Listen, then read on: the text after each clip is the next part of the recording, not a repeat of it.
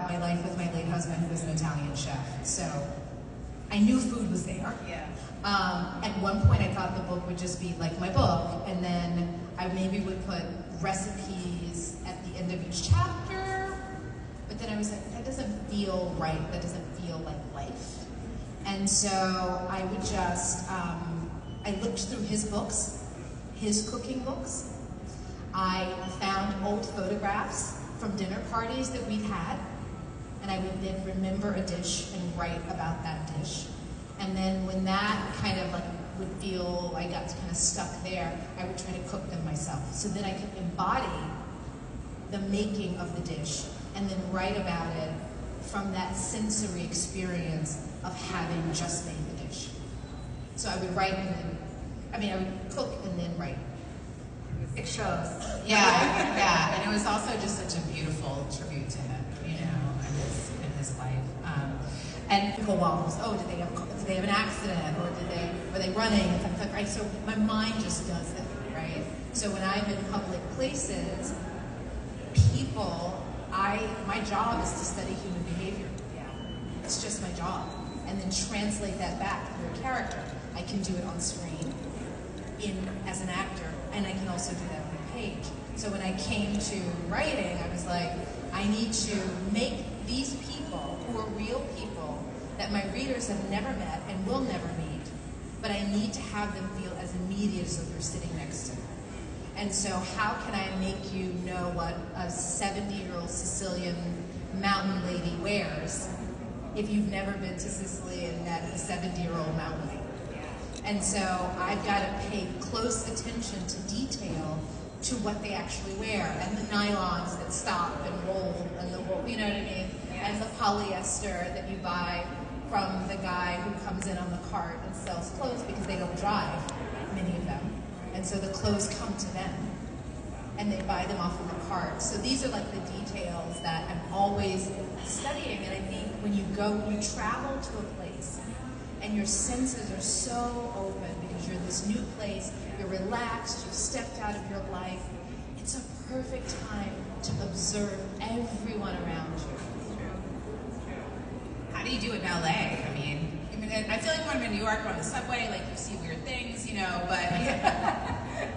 LA is a different beast. Yeah. LA is a different beast, but I think of neighborhoods, LA as neighborhoods. Yeah. And so, and because LA is very ethnically, I'll be very frank, it's ethnically divided in a lot of ways. Yeah. And we have like, you know, Little Koreatown, we have Thai Town, you can go to specific areas and just people watch in that area. Ask about their favorite place to eat in town. It's a great, just kick-off question. Yeah. But you'll get so much. Yeah. Nice.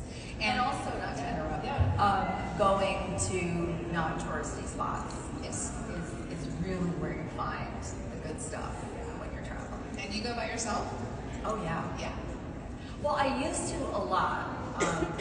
I was single for a long time, and I would just, you know, give my baby to my mommy or give my baby to her dad, and I would take off for a week and write somewhere in some far-flung locale. And yeah, that's what I would do. I would ask questions, I would talk to the woman behind the counter at the market and find out where to go and go there. Just watch people. Should get some of these hotels to sponsor writers. Oh my God. Oh, is it writing in hotel rooms? Yeah. The best thing ever. It is. It's a secret that we're clearly telling you. That's what I did all day. It's fantastic. Yes. Because you strip away your life. Yeah. You're in a beautiful place. Yeah. And it's quiet.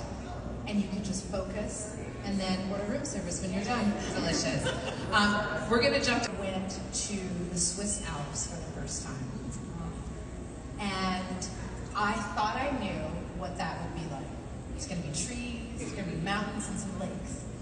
I had no idea that the earth was going to just speak to me in whole new ways. Just the air alone was so different than any air I'd ever smelled on the planet. So it was just like, it reminded me of why travel is so important. Yeah. Because I came away from there literally respecting trees on on a whole nother level. And I was like, okay, we got to protect the trees, people, because the Alps are one of those places where the trees are it's a canopy of song. They're just, it's just gorgeous. I'm chills. To it with like a different lens to say, okay, what am I really getting at? What point, what is there value to this thing in the overall story? And sometimes I just needed to write it because I needed to write it. I needed to unpack my feeling about the thing, but it actually doesn't need to go in the story. And sometimes it needs to go in the story. And then I have to do the whole process over again because then I'm like, oh, this hard thing can't not be a part of the story.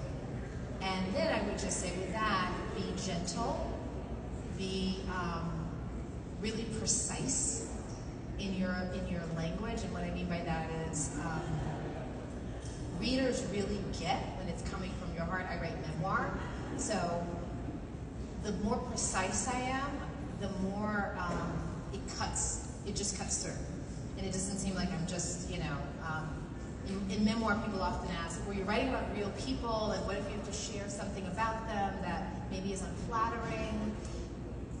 But you're doing it in a way to show the totality of humanity, right? Not to take that person down.